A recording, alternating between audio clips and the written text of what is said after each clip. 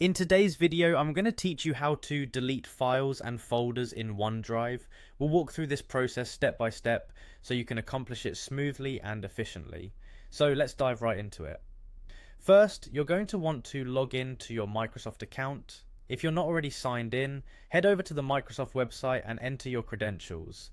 This step is crucial as it gives you access to your OneDrive storage.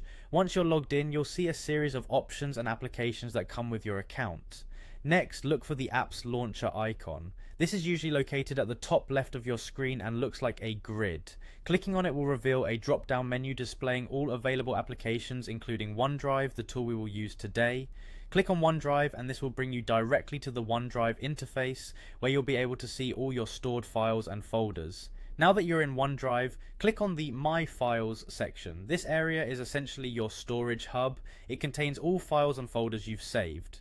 It might look a bit overwhelming if you have a lot stored here, but don't worry, you can easily navigate by scrolling through your files or using the search bar if you know the name of the file or folder you wish to delete. Once you've located the file or folder you want to delete, select it by clicking on the item. You can select multiple items if needed. Just hold down the control key as you click additional files or folders.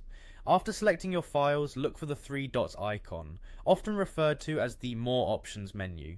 It's usually situated near the top of your screen but could also appear directly beside the file or folder name. Clicking on these dots will open up a menu with several options available to you. From the menu, click on Delete. This is the action that will remove the selected file or folder from your OneDrive. However, you won't lose it immediately as it will first go to your recycle bin, a temporary stop before permanent deletion, which gives you a chance to recover it if you need to.